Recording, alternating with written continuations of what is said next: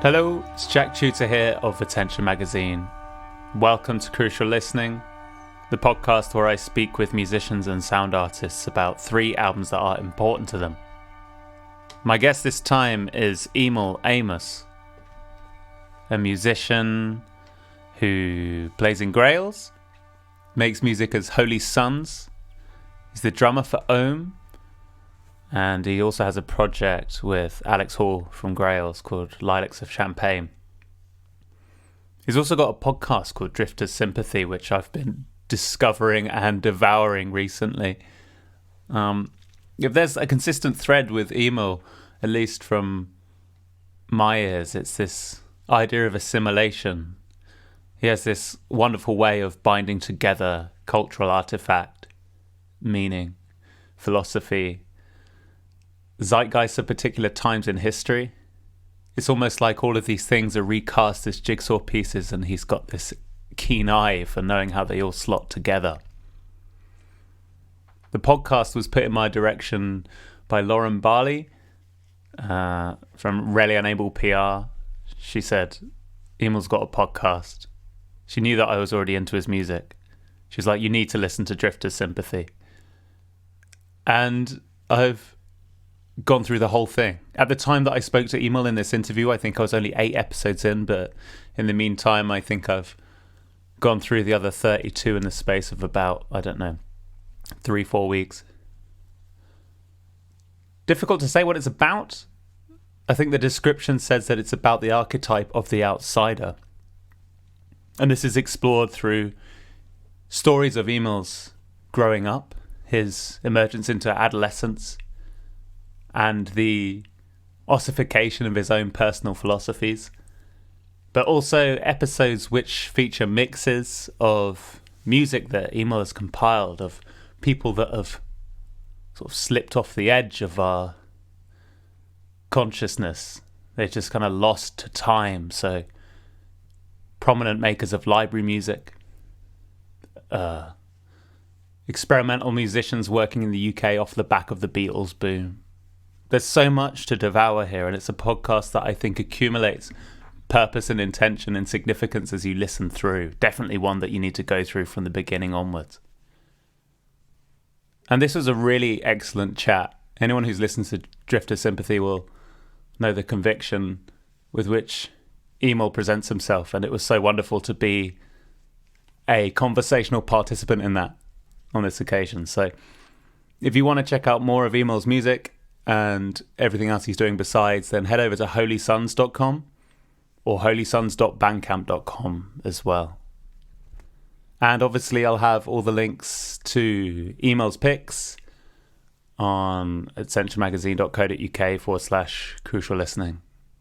One final thing, Emil kindly composed basically a soundtrack to this episode that I've laid underneath. People who listen to Sympathy will know that there's usually this mysterious, spooky music going on underneath at all times. It's almost like Emil's signature aroma, so that's wafted its way into this podcast episode as well.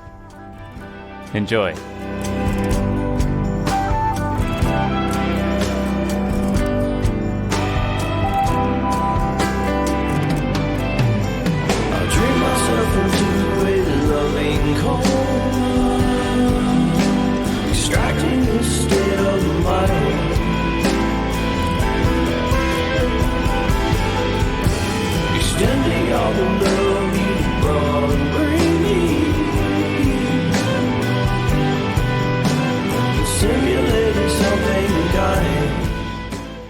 Hello, Emil. Welcome to Crucial Listening. Hey, good to be here. So before we get into your 3 important records, I want to ask a couple of questions about your other projects. The first of which being Sympathy, your podcast. As we were just saying before we hit record, it's a podcast that I've just got into in the last few weeks, so I'm still in the realms of 2016 and those episodes, but obviously you're still recording it now. There's been so much that's happened since with that podcast. What was this question's a bit of a two-parter, but what was your original intention with the podcast? And then as a second part of that, has that intention changed as you've been working on the podcast over the past 3 years? The way it started out was Duncan, my friend. Have you ever heard of this Duncan Trussell character? Yes, I have. Okay, we went to college together in the 90s, and he was in the IT department. He worked in the computer lab at the school, and I worked in the HVAC department, and he often knew about all the new cutting-edge technology. He was just up on everything, and I was probably a kind of Luddite back then. And he was showing me the first CD burners, and we were basically making my first records. He was helping me burn those almost as like school projects because my grades were so low. I was trying to get some better grades going. And as the years went on, and he went to LA and got into comedy, and I went to Portland, Oregon, and got into music, he just kind of, I guess in the background, had his eye on sort of what became the podcasting phenomena, and he was on the ground floor. And I think you could arguably say he was one of the first kind of cult little phenomena besides Mark Maron, and helped pioneer what a podcast could be in some ways. And because I'd be passing through LA on tour, I guess I just ended up on the podcast all the time and was, maybe his most frequented guest. And over the years, it was super fun, but it was mostly how I reconnected with my old friend, and it wasn't any sort of agenda on my end. And at some point, people started saying you should have your own podcast. And I mean, it's not that I looked down upon their suggestion, but I didn't consider it at all and thought it was a silly idea. Right. And then as things go, I guess in my life is like, once I finally come upon an idea that I can't shake, or like I'm up at night and I kind of happen upon a concept for a record or a band or something, and I really get involved and invested, then it becomes really real to me. And once I could kind of decentralize myself from being a host conceptually and sort of tell a story or make an art project, then I got really excited about it, because the idea of being a host or having to do that kind of work sounded really unnatural to me, and I had to make it into something I thought could be very open-ended and go into just deeper realms of speculation, I guess, and also celebrate other people pointedly. I thought that would free me up and make me more comfortable, and it wasn't something that I felt I had to do, is part of what I'm saying. And in the world of music and business and actors in LA, where the network is, and a lot of the other podcasters, comics, there was a phase the last few years, I guess it's still going on, where comics think, or their management tells them they have to have a podcast because it's just such a intrinsic form of self-promotion. And this just had to be something completely different than that. And it wasn't, I wasn't obligated to promote myself through it, and I really try to shy away from talking about my own music or playing it usually, but in the end I was just compelled by the idea that it could be this really special format for a different kind of story. And I've got to answer the second part. I got more excited about it as the podcast itself just became deeper for me and serve more purposes for me selfishly.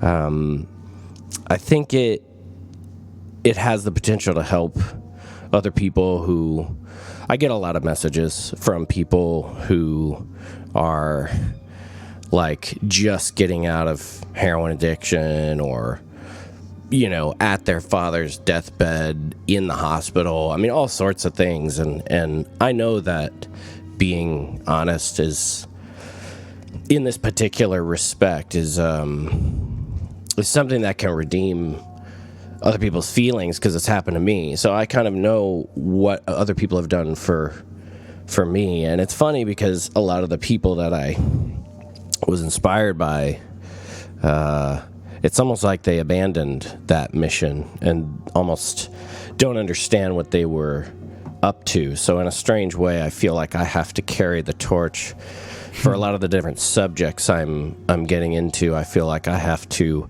reveal them like in a very pure, non-judgmental like atmosphere, so people can just hear a story with no moral spin on it and just have to deal with what life really is. I mean, I think you speak to that what feels like a real contemplative intensity that I hear when I listen to the podcast in these early stages. What's the kind of setup that you have when you're recording these shows? I mean, at the moment, in my own listening early on, you kind of have two different types, where you have the storytelling episodes, and then you have another which is a musical exploration around a particular theme. What do these recording sessions look like? I mean, are you doing anything in terms of your environment or the way that you're putting everything together in order to generate a headspace which feels conducive to the sort of objective that you want to put forward with the podcast? That's slightly complicated because I know that you've only listened to like 8 episodes, you said? Yeah.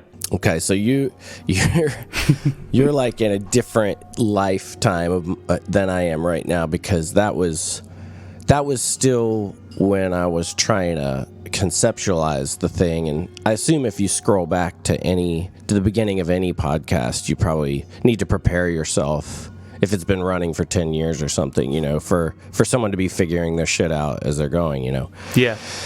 But at the very, very beginning, maybe it was more of a lark. I thought maybe we'd do like 1 season, and I had met this kid, Jonah, who had recently been signed to temporary residence, and I'd been on temporary residence for at least a decade or something, and there was something about him. He just he was an incredible listener, but he was this perfect balance of curious and a new friend. I didn't know him at all, really, and I found him pretty fascinating. His older sister was on Saturday Night Live at the time, and I was watching her all the time, and he was pretty close with Anna, who works at temporary residence, and we all just sort of had been throwing ideas around, and somehow maybe he just sort of gently coerced me into starting the podcast and said I could come into Converse in Williamsburg, like in the belly of the beast, where we could record for free, and they'll give you shoes, and they give you like free recording days there with their fancy engineers and their fancy setup, and it's like free coffee and celebrities just kind of like wandering around. And it seemed funny, like this is the opposite of what I want to do in theory. But like, using that kind of opportunity, using that kind of money is like what an artist always has to be very aware of doing, and jumping and into these situations that might even be uncomfortable and bringing the real fucking goods, bringing what I used to see as a kid in the underground that I don't really see much of anymore, which was just like extreme raw behavior without it being sort of reconfigured for digestion. There are still a couple people around, like the guys from Wolf Eyes or something, that remember and understand that stance. They were also skateboarders, and they had a lot of things in common with kids like me, and there's still a few people left from that time that's pre-internet and social promotion, blah, blah, blah. But like, everybody else now, it's hard to see if they know the difference between just behaving and then behaving for rewards. It's way too complicated for them to separate, I think. And I felt like, you know what, I can display something through this forum, just like I feel like I do in music. But music is complicated because people don't like certain styles. They only identify with certain lifestyles. They can pick and choose between anything and rationalize it any way they want. But maybe if I'm fucking talking like a just raw words on a page, like maybe they can't ignore it, maybe it's something they might have to deal with. So it just seemed like too perverse of an opportunity not to try. You mentioned there about the pressure that you've seen emerge in terms of like to perform for reward, for some form of validation. Is that something that, as it has perhaps become more commonplace, is that something you feel completely separate from as it's sort of become a figment of culture? Do you feel any inclination or any pull towards that kind of behavior at all? Well, I think that there's a level to making music that is business oriented, and I think when it's time for me to make decisions that concern business, I think I'm really good at that, but that's a separate part of the brain, and it's a separate paradigm in life interaction. It's not the same place that art comes from, and I'm lucky in some ways and wildly unlucky in others. But like, one way I'm lucky is that I've been alone for so long, and I've operated alone for so long that my method is uncorruptible. So I exist on my own moon, outside of the industry, and I always have, and I always will. And I've no one ever discovered me. You know what I mean? Like I've completely dodged the entire world of the industry and basic promotional tactics. I mean, all I have to do is just tell people that I made a new episode, and that's it. I don't really have to do anything. I don't have to make appearances, and I don't have to apologize for my behavior in the podcast. Like I'm small enough, I'm under the radar enough that I'm allowed to be myself, and I'm very in touch with that because I grew up as a home recorder, and a home recorder's job is to purely capture themselves without interrupting your own behavior, so you can study behavior itself. So you don't want to narrate yourself, your own behavior. You just want to see what it is, and you use the 4-track like a mirror, and it helps you grow and see yourself. And songs can do an amazing reflexive job of showing you yourself, which is weird to think that everybody doesn't have something like that, because the challenges inherent to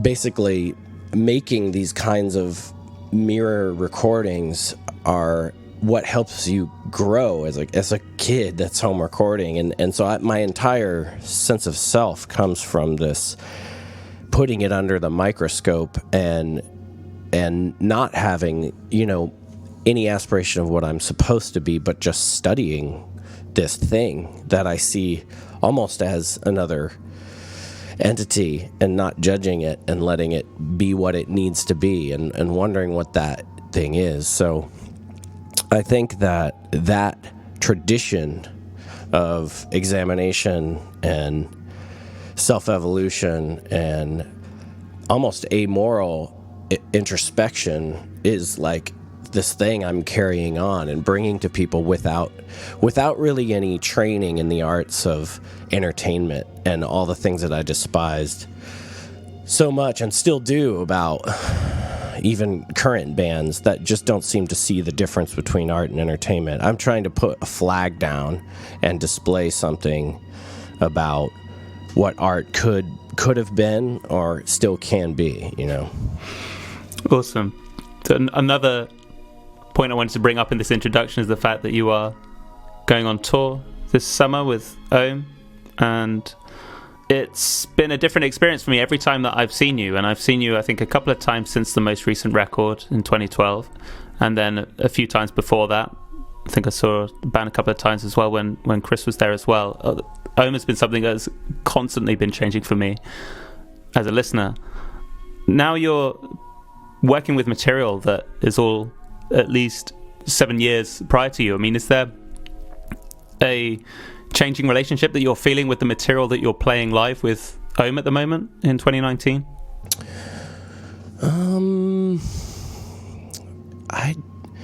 It's funny. That is a complex territory I've just been recently thinking more about. Like, I feel like each band has a responsibility to represent their classic form live to some degree. I mean, you're not going to go see some rejigged like Thin Lizzy and they wouldn't not play The Boys Are Back in Town or something. You know, like if it's insanely pretentious to show up and just explore new sounds all the time. So I think respecting the classic form of the band, the thing that drew people to it in the first place, is important. And then finding a balance between going new places is not always super easy. I think because I have several live bands, each one is always in a different stage of refinding themselves. And with I feel like we just haven't wanted to play anything new until it's actually done in terms of making the next record. And I think we've perverted and changed some of the older songs, and now we have a new member, Tyler, who was playing in Grails for a while and is also he has a band called Water that they formed with Zach from Grails and Britt from Slant. And there's been so much going on in our lives that we have to reshift and rediscover the band constantly anyway. So it's hard to explain when kids ask me, where's the new record? You know, well, it's funny because we don't come from a world where music is really a product, so we kind of live the stuff and then it may come out. And it's hard to explain to people exactly where the record is, but at the same time, certain bands, this is a complicated question, but like certain bands like live past certain like generations, and new generations come into their fold. Dinosaur Jr. is a great example of a band I thought was gone forever, and then we opened for them, and I looked down the crowd, and it was just kids, you know, and right. That's one of the luckiest things that can happen to a band, is that they find new generations, and Ohm is still doing that. And there's still younger kids kind of coming into the sway of that music. So, yeah, I think we're very lucky to be operating at the level we are right now. But in terms of the song shifting, the music is just literally a reflection of where we're at. And, I mean, Al and I are true like acid casualty kids, you know, that are still trying to get ourselves together all the time, you know. So we just like the audience are sort of wondering where it's going to, you know. Yeah. Like I say, I found it fascinating. I think the last time I saw you was a few years ago now, but you played at Village Underground in London, and it was a huge room anyway, but the amount of space within the music was really striking. Like the bass was ramped up, the fuzz was kind of rolled back in Al's case, and your drums were really echoing through the space a lot more than they ever have when I've seen you previously. So it's been amazing to see from my side just the material stay as a constant, and yet just the kind of environment in which you're presenting it be the variable that just brings new lights to that music. It's really cool. Yeah, it's funny. I hope I'm not like, for someone listening, like spinning off into some sort of pretentious tangent, but there does seem to be a common thread here. And it's funny to even hear someone describe what they saw or what they hear, because because I swear to God, I think a lot of bands, conceptualize themselves and they're like, wouldn't it be cool if we did this? I mean, and there's nothing wrong with that. And I do that in Grails all the time. I want to fill voids that have never existed, and I want to hybridize things I've never heard before. And I like to talk about it with other guys, but in Ohm, we don't do that. We just are ourselves. And what I think is powerful about that is that you don't even think about like tone or tuning your drums or cymbals or where the knobs are at. You just feel out what's happening in the room, and you just express yourself. And I think it's some kind of lost art in a way, that just like I was talking about the podcast, just behaving in itself without reaching in and trying to tweak it so that it is likable in some way is the original kind of true punk impulse. That, I mean, the Sex Pistols were configured and narrated and created for sure in ways. So what punk seed I'm even talking about is very case specific, depending on what you heard first or what changed your life. If it was some sort of acid folk or the Germs, or something that was lawless, something that you experienced that was outside of known categories or things that were designed for you to like. I think that it's just such a rare breed that still wants to find the things that were not configured for you, for your digestion, Well, we should go to your important records now, Emil. First question I like to ask is, and I think this is something from our email exchange that I think you did contemplate how to go, but how did you think about the term important when you were picking your list? Like, what was the kind of slant or the way that you sliced that term in order to come up with the 3 albums that you did? Well, again, I guess I didn't want to think about it. I looked around my room and nothing was jumping out at me. I think when you run a podcast, you at least should hold yourself to a pretty high degree of discerning taste. If you're gonna like vouch for things for other people to listen to, I guess I kind of resent the fact that there's a lot of people out there. I mean, thousands and thousands and thousands of podcasts that just, it's like they came up with the half-baked concept in a bar, and they just hit record, and they're like 300 episodes deep, and they still don't know what the fuck they're talking about, Yeah. And that hurts me, because noise pollution is one of the worst pollutions, and like just people's mind pollution too is one of the most corrosive, sad pollutions, and when I looked around at my record bins, I don't want to waste anyone's time. I'm obsessed with not wasting their time. And so I thought it was like, it'd be smarter to just do classic records that can't be torn down from their particular, mantle places. It just feels like there's so many hundreds of records I've got sitting here. I can put them on the podcast, but you're asking me to talk about 3 records. Like, I'm not gonna just pull out like something I don't have like a deep connection to. It seems like I'm not interested in people thinking I'm clever either. I just don't. I have other ways of doing that in my life. My ego is fulfilled in other ways. I don't need people to think, well, that was really the smartest choice. Wow. I just don't care. But more than that, I also feel a service to turn people's brains back to something that they miss every day. And the avant-garde and the indie rock industry and all that, it's just full of so much garbage, and it's like it takes an adult to walk in a room and say, I don't need this, and none of this. You know, I don't fucking need it in my life.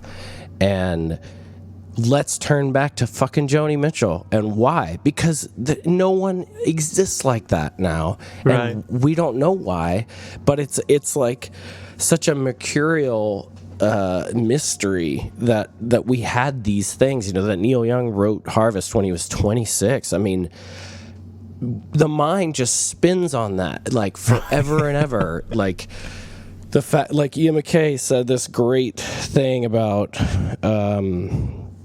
how he still studies the Beatles for hours on end to this day in private, just as kind of a religious practice. I think that's so beautiful that there's things that you're still spinning around in your head, still trying to figure out, that are they're so beautiful, they're so beguiling. You still haven't unlocked their particular charm, and you almost don't want to, you know, or you don't want to over listen to something that's so,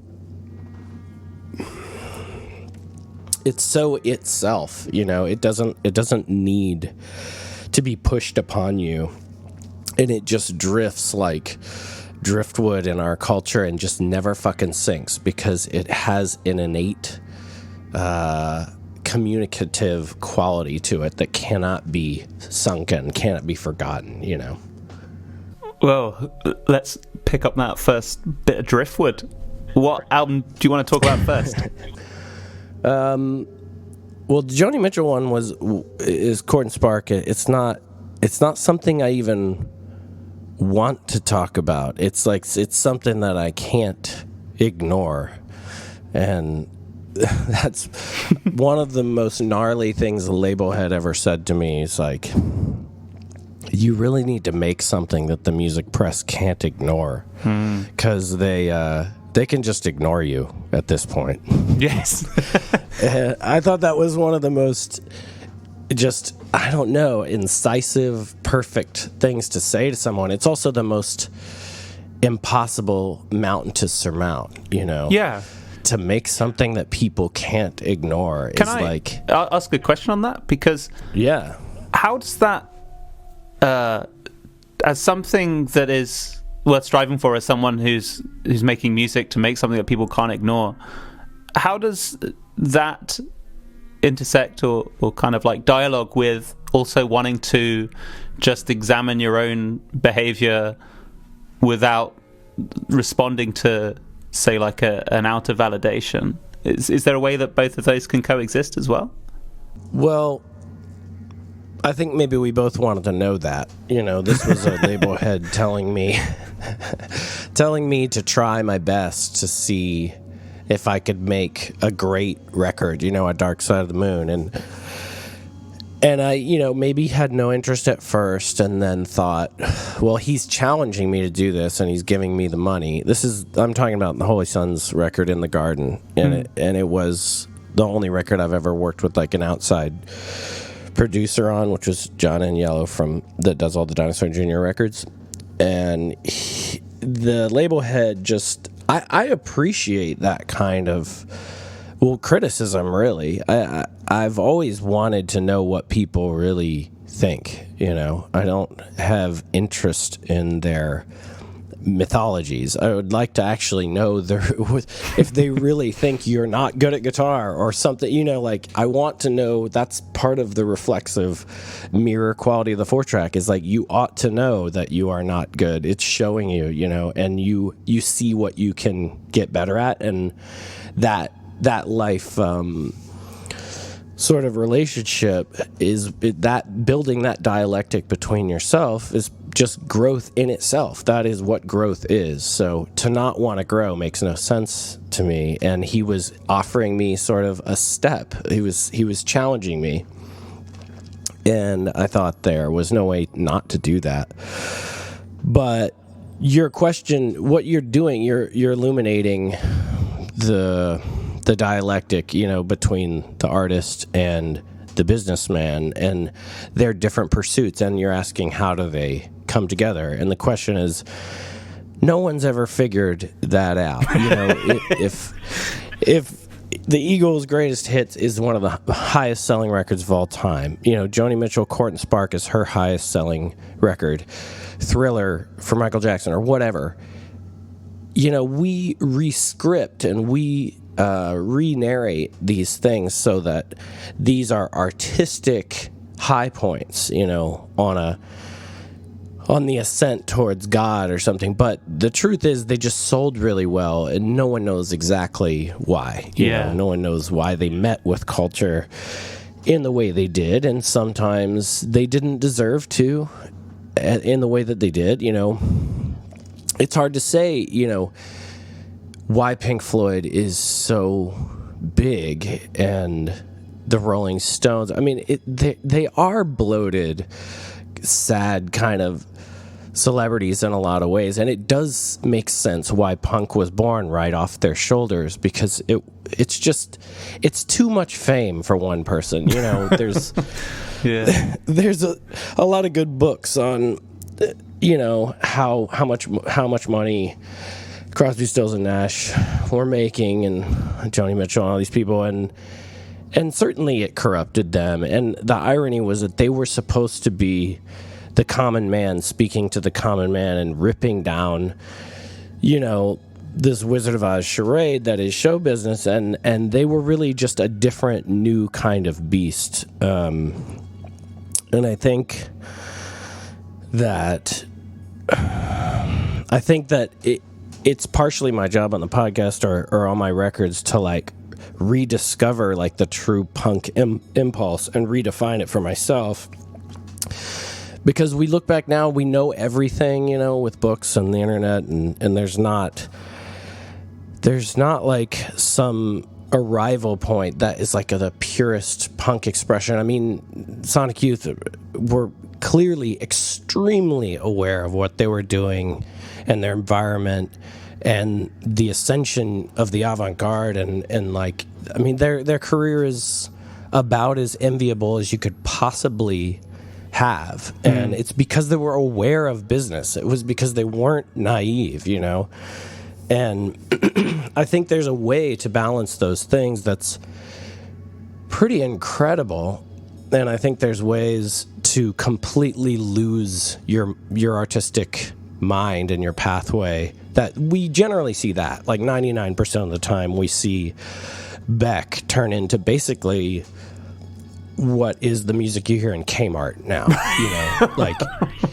He's unnecessary. He doesn't fulfill he doesn't give us any sort of beautiful picture of what it means to be a human anymore. He's just kind of a shill. You know what I mean?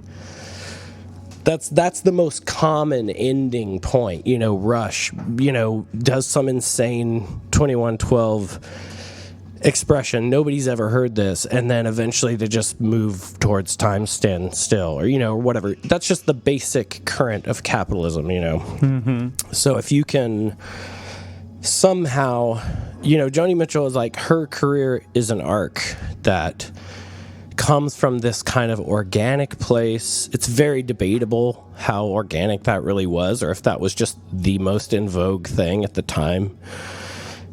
And her career takes this big arc, and right when she hits the most commercial point, and before she sort of curves back towards something that's slightly less commercial, it's a complete coincidence that her most commercial point is also her most artistic. You know what I mean? Yeah, absolutely.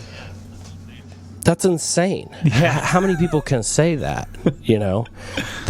Blue is clearly maybe the high point, but then Court and Spark is this extremely refined, idiosyncratic language, and then she kind of doesn't really ever improve upon that. She sort of stops thinking that big hooks are fascinating to her, and she just kind of shrinks away from her own ambitions, starts smoking too much, loses her voice, But what's fascinating about that is that those two things coincided. How can you design that? That is an incredible, it's like a super athlete colliding with the perfect team and the perfect time that their body is in its best shape.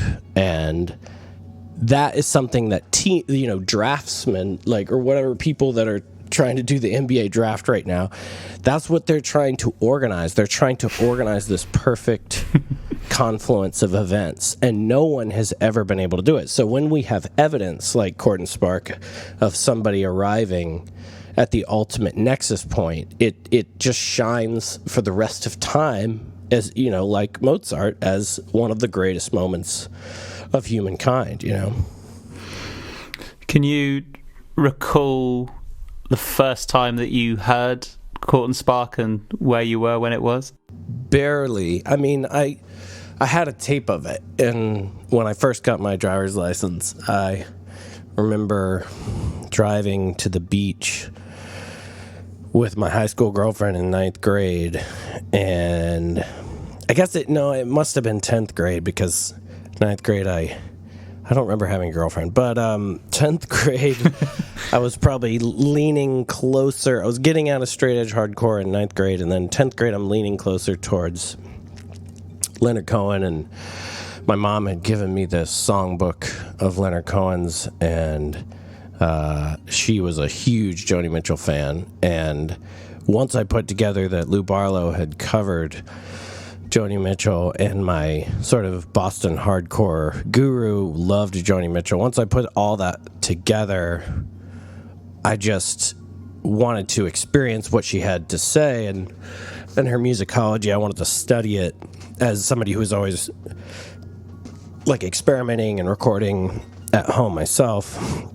I just wanted to pick up and steal things from her and learn from her. And Chord and Spark is just the most musicologically advanced of her records in terms of her band. And Miles of Isles is sort of my secret favorite. It's like her live reinterpretation of a lot of her earlier hippie songs. And I would say Miles of Isles is pretty much the high point of that style. It's about as good as a band can get in a lot of ways, which is in itself like a pretty fascinating value dissection. But because, I mean, certainly Dave Weckl band or like the most fancy, Chick Corea or something could probably outplay them. But my valuation is that if you listen to Miles of Isles, there's no reason you should ever have to play better than that in your lifetime. Like, there's nothing. The Beatles did what they did, and they're playing like Suzuki Method compared to this. So if you're going to take it to this level, at that point you have to examine your composition skills. At that point you have to look at what you have to say to people. But I really don't think you can play much better than this within the format of pop music, You mentioned that you wanted to take this music home and then find means of learning from it. I mean, are there any tangible lessons or sort of directions you took from Joni's music, or is it something that perhaps doesn't lend itself too well to being articulated? Well, I mean, if you're a real songwriter, like a serious motherfucker, you're born songwriter, when you experience any of the greatest songwriters, you feel the full weight of their contribution on like your chest. I mean, you have to rise to what this person has done. If you don't feel that challenge, then you should probably go sell lawnmowers or something. Like this woman is one of the greatest songwriters of all time for the rest of time, from the very beginning of time. Like, when you experience just her ability to basically outpace everybody else lyrically and rhythmically and melodically, and then with alternate tunings that no one had ever heard or used before, and incorporating jazz into a format that barely really wanted it, with the power of Dylan's, implications with what folk and folk rock could be. I mean, you'd have to be a fucking idiot not to understand the weight of what she's putting down. And so if somebody tells you they're a songwriter or they're in a band or they're an artist and they're like, oh yeah, I've never really gotten around to listening to Neil Young, it's like, well then quit your fucking job. Go home right now. What the fuck is wrong with you? I mean, that is not an option. This is like your life's work. This is your life's study. Like this isn't a fucking, lazy Sunday. This is serious, hardcore science. You got to go see what's been done so you can add to the conversation, Yeah. If that helps. Yeah, that helps. Is there a track on Court and Spark that you consider a favourite or one that protrudes the most from the record? The one I've covered the most is called Car on a Hill, and it's just... I don't know why. It just has... It's a strange confluence of, like, Steely Dan, sort of dad lounge jazz players just getting really tricky, but basically filling out a very plaintive, sad kind of Jackson Brown folk song, really. So it's an interesting nexus point, but the thing that's so fascinating is that she never really does it before this, and she never really does it after it in the same way. And they're at the height of analog technology and the greatest compressors and the greatest mics and the greatest moment of all of these instruments and the greatest organic approach to them. So Frozen, literally, frozen in ice, is one of the most beautiful moments of music history in the way people listen to each other and the way they touch the cymbals. Everything about it is a very highbrow way of speaking to another person. And, after that year, everything technologically starts to dive into what we now hear in terms of modern music is this kind of plastic piece of shit. And I'm not saying that it's all bad or anything. I'm just saying this was the last moment you got to experience music sounding exactly like this before everything shifts, mindsets shift, technology shifts. So, if you don't know that record and you want to think about writing a song today, producing and arranging a song, I mean, why don't you go spend some time with one of the greatest masters of all time, And if you were to spend that time with Court and Spark, I mean, is there a way in which that if you were to listen to a record that means a lot to you and that you want to derive a lot from, do you have some form of optimal listening environment or setup that you go to have that practice? That almost seems like a planned question, because the whole reason why I brought up this record was that I'm currently living in this bizarre 1982 pimped-out trailer. Right.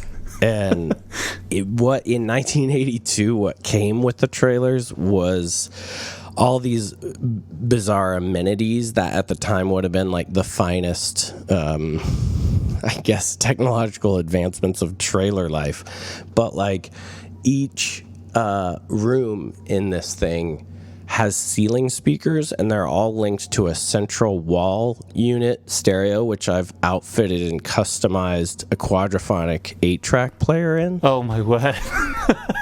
Yeah, so I have Court and Spark Quadrophonic 8-track tapes. I've got all sorts of weird shit like that, and that's when I'm making coffee in the morning, I have 8 speakers around this house that are just pumping this shit out, but there's no low end. It's exactly like someone would have experienced music in the 70s.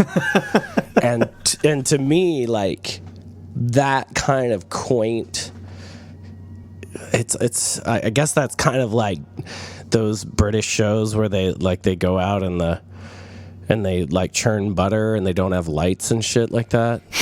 Those kind of antiquated sort of return to the Pilgrim times. It's I totally find that stuff super beautiful because I have this core feeling that technology being better is kind of idiotic, and that religious experience comes in the gutter, and it comes from outside of what you're supposed to be experiencing. So I love the fact that everything that people discarded with 8 tracks and that world of technology, everything that people threw away and is now a dime for me to buy, like, provides me with so much more happiness than what they get from their super expensive bullshit. He's a real good talker. I think he's a friend. Fast tires come screaming around. But there's still no buzzer. They roll on, and I'm waiting for his car on.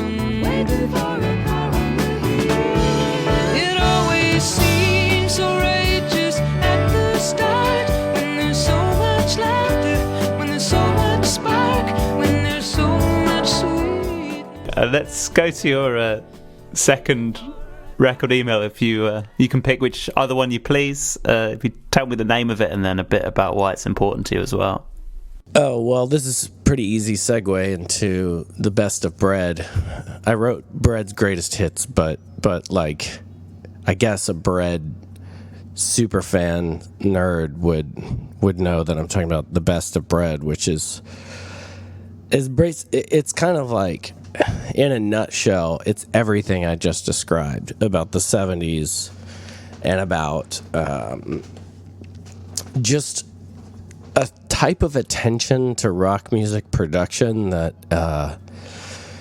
even if it's been improved upon now, or we have better equipment, drums are probably scientifically made to pronounce themselves in much better ways. Everything has been improved upon technically, but when you listen to Bread, you see the high point of the economy of writing a 2-minute AM radio song, and I'm totally aware that most people would not like Bread. I mean, that's just a foregone conclusion. It's like, but to me, that's punk. To me, it's like fucking hilarious that people can't wrap their heads around it, that it repulses them, because that's what the Germs made people feel like. So I feel like I understand. I have my own little private punk world where I listen to Bread Quadrophonic 8 tracks in my trailer.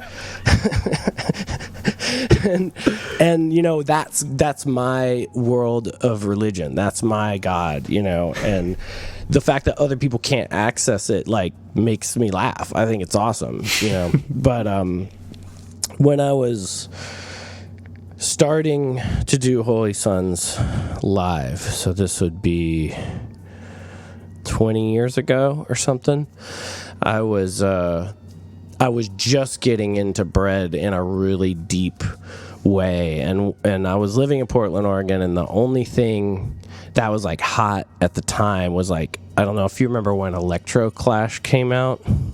No. It's like the hottest band in town was this band called Glass Candy, and I ended up, you've probably heard of them.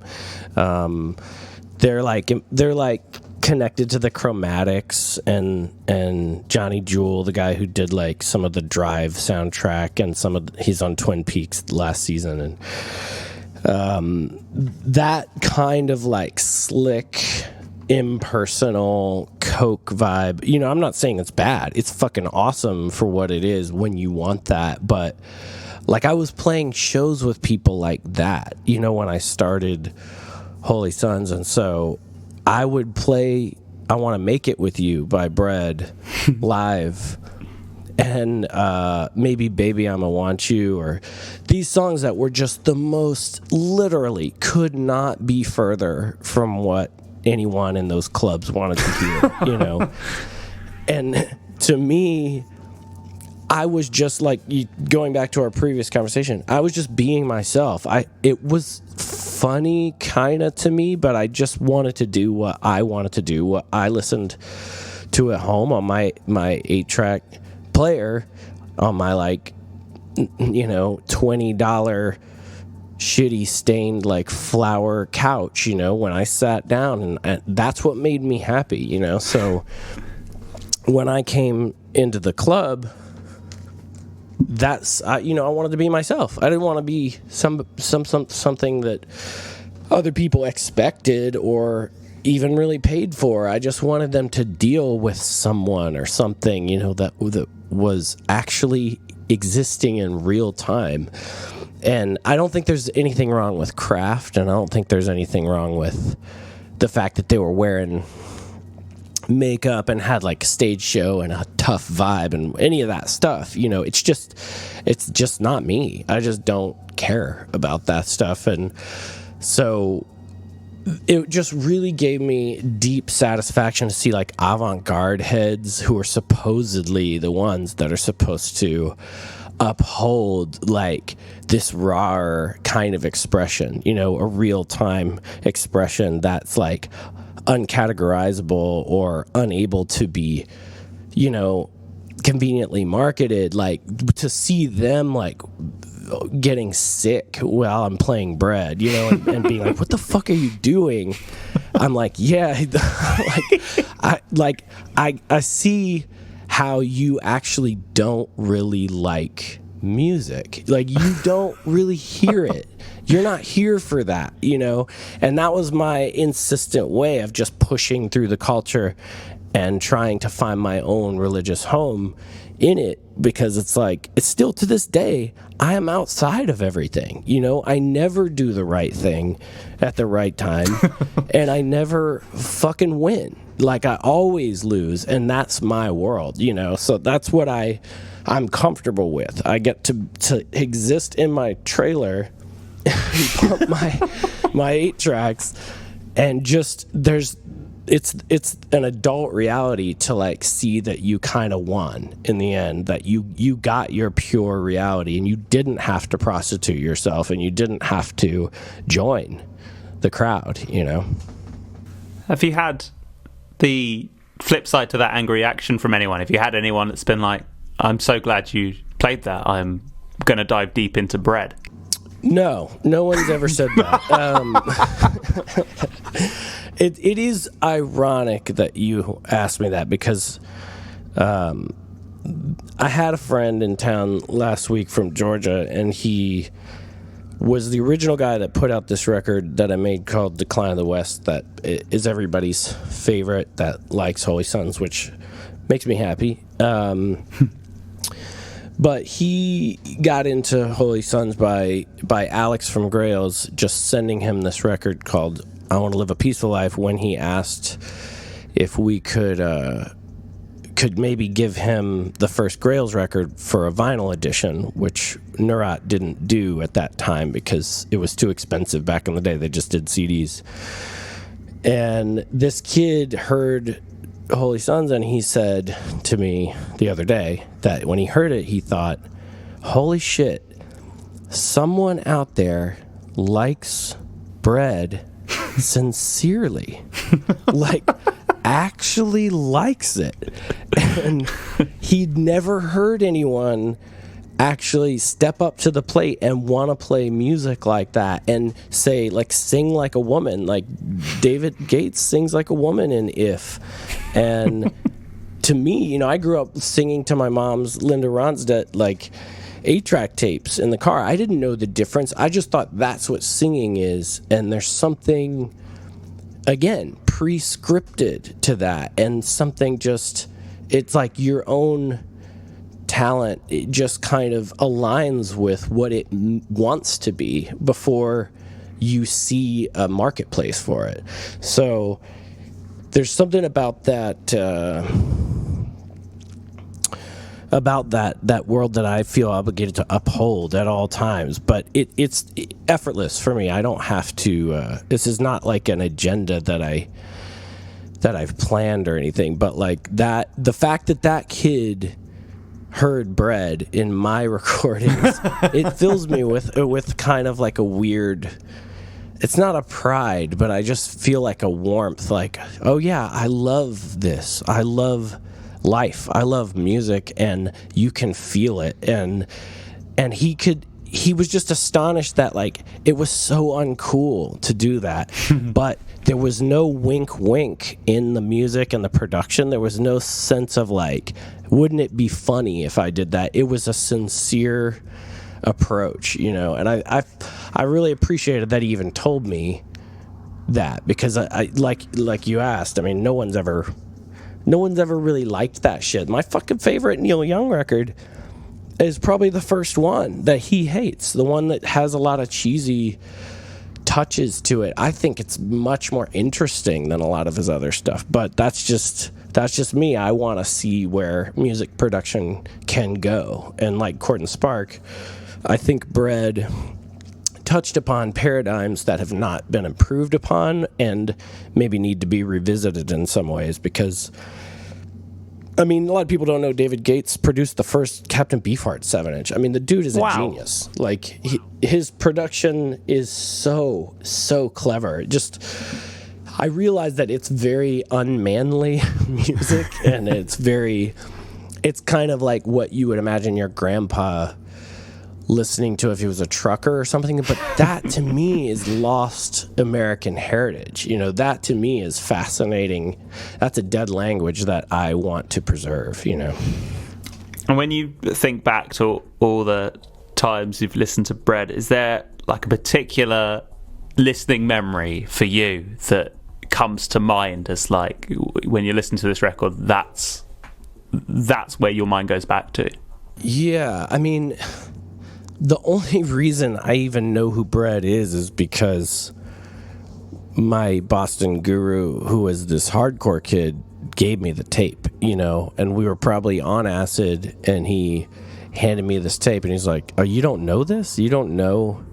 He was like really into like America and all this like easy listening AM music, and I found that perplexing. So in the spirit of wanting to be like the cooler older kid, I wanted to know where he was coming from.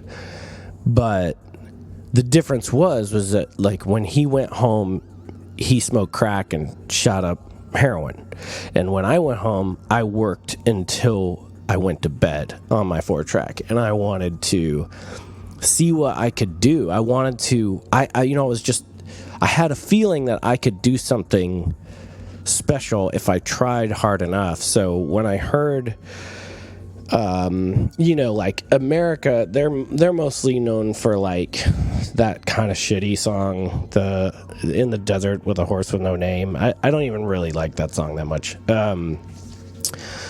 But America was known as like sort of, they came after the Beatles and George Martin produced them. And so they were sort of like, they were gonna be big. Like there was nothing that could really stop them, but their easy listening technique is kind of like, it's the perfected form, you know. It's Neil Young's mom called him and congratulated him on another #1 because they had perfected copying him so well. She thought that Neil Young wrote A Horse with No Name. But so they basically, that kind of form, Bread in America, I mean, that format of like being able to use an acoustic guitar but play a pop song so chiseled down with no fat, and have your mom, your grandma, and your kid all like it equally. There's something really beautiful about that, but the clincher is that it sounds super fucking stoned, man. like modern whatever sludge core bands that like Sleep and shit don't sound a fraction as stoned as that shit to me, you know? And like, that's the thing, is like, that's one of Al's things too, is like, you know, we both were scarred from our drug use and all of our experiences, and like, he's got a whole language that's perfected about like, if he sees something that's perfectly stoned, he'll say like, you know, that shit's fucking headband. or that shit's fucking wheelchair, or that shit's fucking, denim jacket, or whatever, that shit was back patch, or whatever. All that stuff is code for like some Vietnam vet, that just so busted, but he's seen the truth and he's super fucking high. And that's the music of that time. And that's what people forget is like, more motherfuckers have OD'd and died to bread in America than any fucking Sex Pistols record. You know what I mean? Yeah. It's like, that's drug music for the people, motherfuckers. It's like, those are two different things, And once I posited that, once I digested that real drug music is the music that drug addicts actually listen to, that's when I started wanting to make music in the 70s mode that was like a pure exploration of fucking Fred Neil on my goddamn dad's boat riding the dolphins. I was like, it all made sense to me in one moment. It's like, oh, like the pure spirit of folk rock. What gets more fucking like effortless than that? It just rolls right out of your hand off the acoustic guitar. I can travel anywhere with a fucking acoustic guitar on a plane. Put me in a room. It doesn't matter if it's, some massive hall like Dylan did in Don't Look Back, but it's like it'll still translate because that music is so simple and so pure and so timeless. What gets better than that? There's nothing. That is the music of our fucking time. We don't play for the king with a fucking lute anymore, and we don't do full blustery symphonies anymore, and fuck all that fucking, Taylor Swift shit for little girls in like tights in a fucking stadium. What the music of our time was this shit that people lived and died by, that rednecks fucking OD'd to in a fucking parking lot. Do you still think it's the music of our time now, then? Well, I'm still playing it, so, yeah. Nice. And do you have a favourite track on The Best of Bread? One of the first covers I ever did is called The Last Time, but that's written by James Griffin, who died like the year after I covered it. That was kind of intense. But I don't know. I mean, honestly, Baby I'ma Want You is the song that converted me. Once I heard it flow out of my friends' like truck speakers in college or driving down the Blue Ridge Parkway, like in the mountains of Asheville, North Carolina, and you hear each line like Baby I'ma Want You, and the bass guitar answers with no drums, da-doom, doom. Baby, I'ma need you, da-doom, doom. It's fucking gangster. Like, that's the kind of shit Dr. Dre listens to, man. Like, I don't need to ask him. I know. Like, that's the kind of shit that kids grew up listening to back then that made them want to actually make speakers, like, push in their car. And, like, that's the true original American gangster music is, like, comes from that time. And so I think Baby I'ma Want You is like a perfect entry point. Baby, I'ma want you. Baby, I'ma need you. You're the only one I care enough to hurt about. Maybe I'm crazy, but I just can't live without your loving and affection. Giving me direction like a So let's go to your last record now. If you could tell me the name of it and then a little bit about why it's important to you as well. Well, I didn't know what to pick. I thought my brain always tells me to talk about like the Sebadoh, the Freed Man record, because for whatever reason that record it epitomized the coloration of like what I wanted to make. Like even the way the cover is black and green and they're standing in a gutter with like vines all around them and like maybe like a broken shopping cart in the background, and they're just calmly waving at the camera. I mean, that record sounded like what my life felt like, you know. So my normal reaction is always to talk about that record, but I've spent so much of my life talking about Sympathy on air and in the press that it just seemed almost ridiculous to do it again. So I from time to time revisit the 90s musically, not that often, because I think that technologically and technique wise it was a pretty uninteresting decade in a lot of ways. It just, I don't know, the way people touched their instruments sounds like shit to me. I just don't. People just, they bang on everything in that decade, and it just sounds really bad. And I don't know. I mean, the recording techniques are not that interesting. I mean, do you really want to listen to Nirvana Nevermind all the time? I mean, it just seems kind of like there's something not very psychedelic about it. So I find myself reaching for rawer things. It might even be, you know, like early Ariel Pink or something. It just doesn't, it's not cleaned up yet. So it feels nice. If you're a little bit high or something, you know, wandering around the house, you know, cleaning or whatever, it speaks to me. It makes me feel like, oh, this is someone like me, you know, like early Smog or something. It's kind of wrong. It doesn't sound good necessarily. It sounds like what my life is like. So I was trying to think of things like that, and sometimes I revisit those periods, and I don't know why I rebought some Pavement stuff. I can't remember what it is that got me on that, but for the podcast I have to re-examine things. So I went through a big Guided by Voices phase when I got here into the trailer, and I started re-listening to that and trying to think about what it was, what Robert Pollard's, you know, true talent was, because I wanted to explain that to kids that have largely ignored him or not known about him.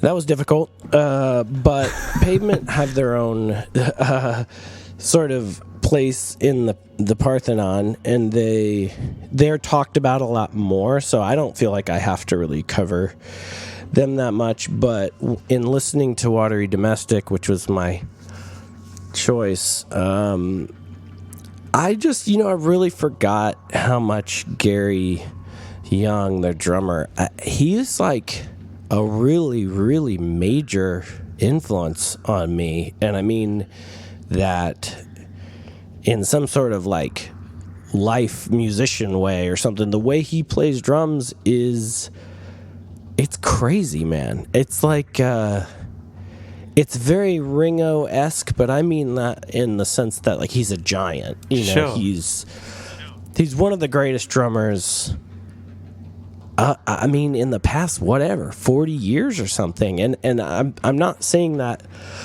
lightly on purpose. I mean, between him, Eric Gaffney from Sebado, and Charles Gaucher from Sun City Girls, those three people's attitudes, like, that changed the way I saw drumming, because I didn't care about drumming. I didn't really want to play drums past 1993 or 2 or something. And then when I got to Portland almost 10 years later, this guy Alex asked me if I wanted to play some shows, and we formed Grails completely accidentally. We weren't trying really to do anything, and it was on that day that I had to reconsider, why would I play drums? What would I be wanting to say? What could I do that would be even mildly interesting for anybody else to watch or listen to? And I just look back at the genesis of like how I understood drugs and music, and like how I want drums to sound and feel. And I mean, Gary Young is he's a titan. He's like, he makes everything feel so good. And as a music producer, I would say I don't want to give him too much credit, but he's definitely why those early Pavement records feel so good and are so groundbreaking. Is he is the scaffolding that everything Malcolmus is doing on top of him. It's built on that scaffolding, and as somebody who has to record drums first all the time for my own songs, I mean, the drum take is the song essentially, and that whole saying of like a band's only as good as its drummer is impossibly true. It's just so insanely true, especially when you're talking about a classic track that's got to live forever, like Tomorrow Never Knows or something that Ringo played on. I mean, those drum beats have to stand the test of time forever, you know? And Gary's playing just breathes, and just every little swinging fill is insane. I mean, play just the opening of when he comes in with the summer's dry and fallow, reservoirs are shallow, stillways unexposed. You know, I mean, like, it's like fucking insane the way he's just casually waltzing in the room with that drum fill. I mean, to me, that drum fill smokes Keith Moon. Like, it's swinging so hard. I mean, and Keith Moon's awesome, but I don't ever feel like he understands the pocket like that, you know. That's your cue for dropping that track. You got it.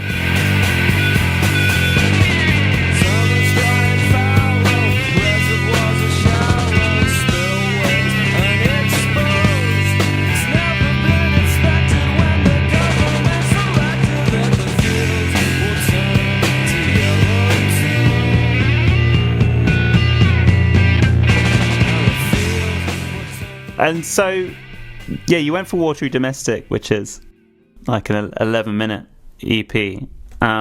Is there a reason that this rose to the surface here in this case, beyond their other releases that you could have gone for here? Well, I mean, I don't want to be like a militant asshole, but I think most super early Pavement fans all agree in the cabal of early Pavement judgment that Watery Domestic was the high point.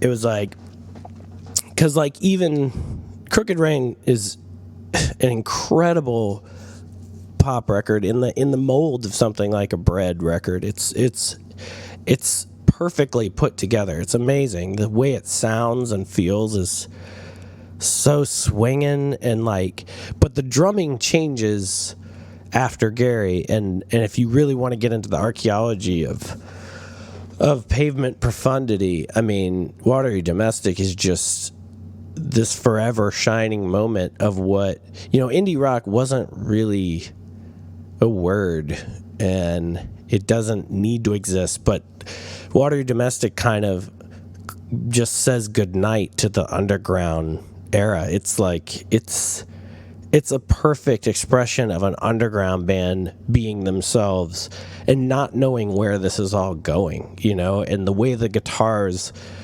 buzz and their kind of muted, detuned nature, and the way the songs just kind of like woozily flow through, and every lyric is literally just like shooting off of his hip, you know, like he's just casually rapping like he just woke up and is walking down the street. It's pre-industry music in a way. It's just happening, and like, I don't experience music like that anymore. You know, someone does who's young and puts the faith that I put into bands like that. They put that faith into like a newer band, but I just hear someone aping a carbon copy of a carbon copy of a carbon copy. I don't hear somebody just flowing and being themselves as much anymore. So when I hear Watery Domestic, I think it's a perfect, again, you know, as the artist has an arc, there's like crosshairs where you can kind of throw what you think is their peak expression. And certainly a lot of people would, I think Crooked Rain's a great choice. I think Slant and Chan's a great choice.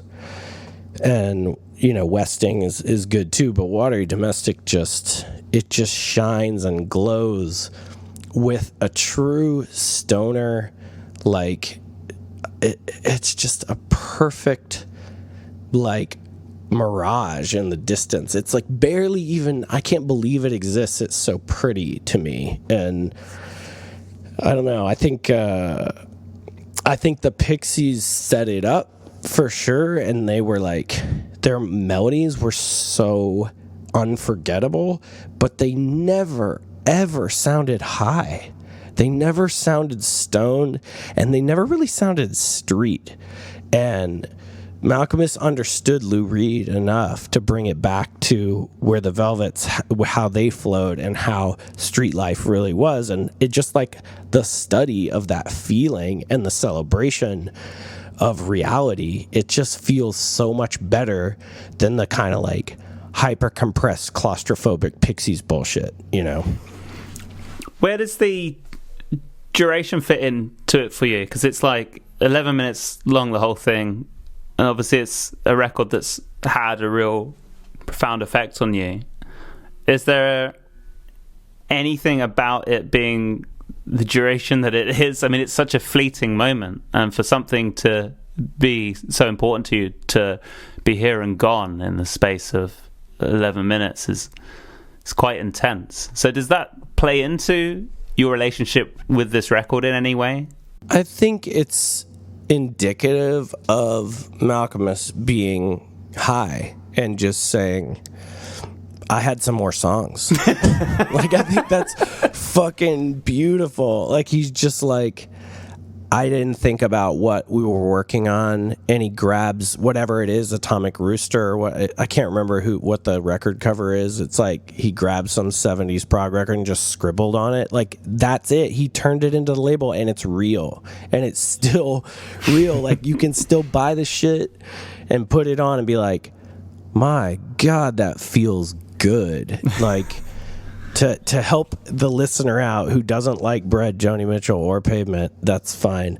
But one time Duncan came over and we took acid at my mom's house in probably 97 or something, and maybe 96, and we didn't know what to do, and we had started tripping. We didn't feel like we could get into anything very ambitious, and he like saw my record player and he's like, oh, music, like play me music. And I realized, holy shit, like Duncan's never heard underground music, like you know, he's heard the Ramones or something, but it's major label music. It's like, this is like this crazy chance to play him underground music. And for some reason I was so excited, all of a sudden I grabbed like Fugazi Steady Diet or maybe Repeater, which is like hilarious. I know it sounds like kind of stupid thing to put on the headphones, but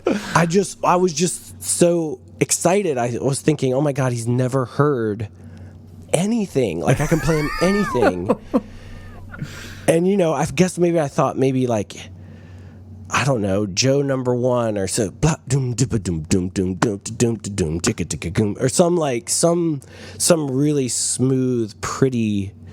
You don't think of Fugazi as pretty, you know, but like would kick in some song, and he'd just be like, "What the fuck is this?" And he just looked at me, had the headphones on. He looked at me, he's like, I don't like this. He just said that.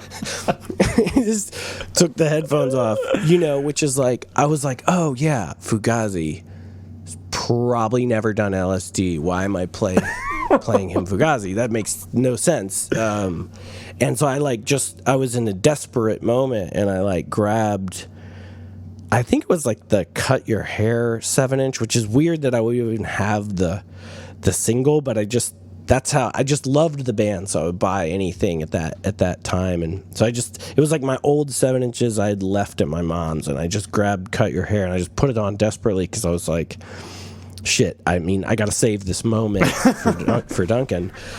And it kicked in, and he just like started nodding, and he looked at me, he's like, yeah, I like this, because dude, don't underestimate this stuff. Like, go put on a Pavement record from that era, and it swings, and it's fuzzy, and it's big and it's really warm, and it's just like purples and deep magentas, and he comes in and he's not trying to tell you anything or prove anything. He's just rolling over the music, and the music always has this big round edge, and it's just massaging you. And the weird thing is, I don't even think he knew that that's what he was doing. He was just being himself, just like I was talking about It's just like we just went out there and we don't even know what happened. He just was himself, and it rubs against your fucking ears on the headphones, and you're like, damn, like, I feel like, I just had a Chimay and some, like, I'm on a beach in Lisbon and like I just went swimming in salt water, and like my head is just high from all the sun is beating down on me in the perfect way. That's what Pavement sounded like back then. It just felt so fucking good. And I mean, my advice to people making a record is that why don't you try to make people feel like that? Like what happened? Why? What happened to music that nobody wants anyone to feel really fucking good, like they're on heroin? Like that. I mean, if I listen to Avant-Garde Musique Concrète record from 1934, I want the same fucking thing. I don't want to hear just like the sound of some dog barking spliced against glass breaking. I want to hear some like heavy zoned out, like weird tomfoolery that makes me feel like I'm on Mars or something, Yeah. Like, it just seems like people have lost the connection with like what was inherent in the 70s with the Eagles, Floyd, Bread. You go to Cal Jam, you see Sabbath next to fucking Seals and Crofts, and there's a common thread there because they're all on the same fucking drugs, man.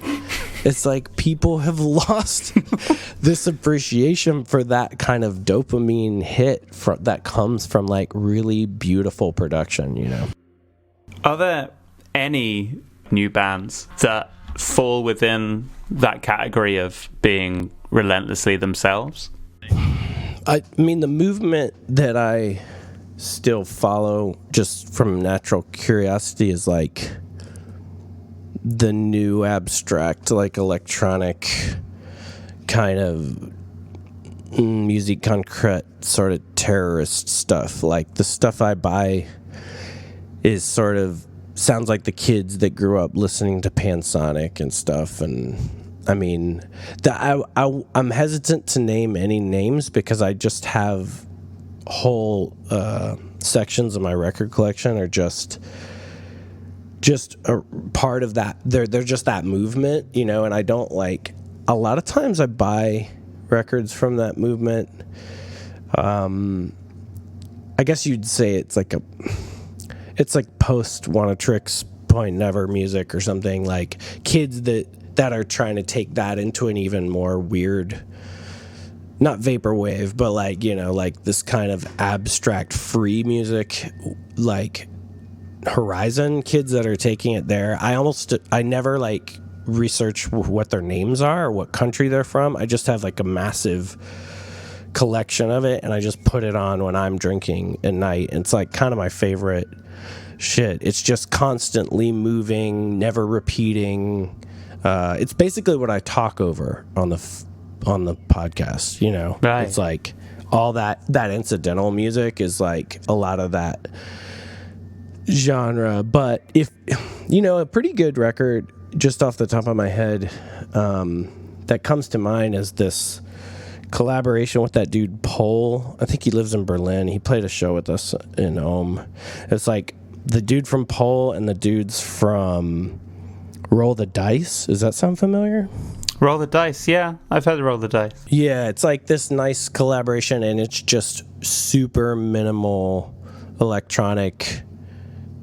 It's not ambient. It's like kind of mood. It's almost like some sort of hash bar music. It's just really it's just like a hi-hat clicking on delay and just like rattling, sounds around it. It's a really nice, it's a way for me to answer your question, say like there's still music being made that wants to explore something that's equal parts satisfying to listen to. It's like feels really good.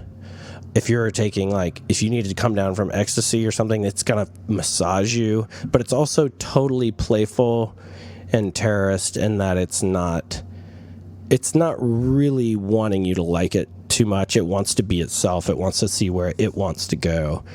So I think there's tons of music like that, but in my experience, it's usually in the free-form electronic realm, if that makes sense. I don't see it in rock music that much because, like, it's hard for me to, like, want to go listen to a band that just wants to sound like, you know, Jesus Lizard, as though, like, you can recreate that kind of, like, dangerous feeling, as though, like, that's going to make me feel dangerous again, because that my brain won't let me do that, because I know what you're doing and I know what you're, you know, it's like you got to take me to a lawless place where I don't know where I'm going. And that's why I have to revisit things like the playing of someone like Eric Gaffney was really huge for me, because no one knew where he was going. It was a true, like, Syd Barrett kind of Skip Spence moment in the early 90s where you're like, this guy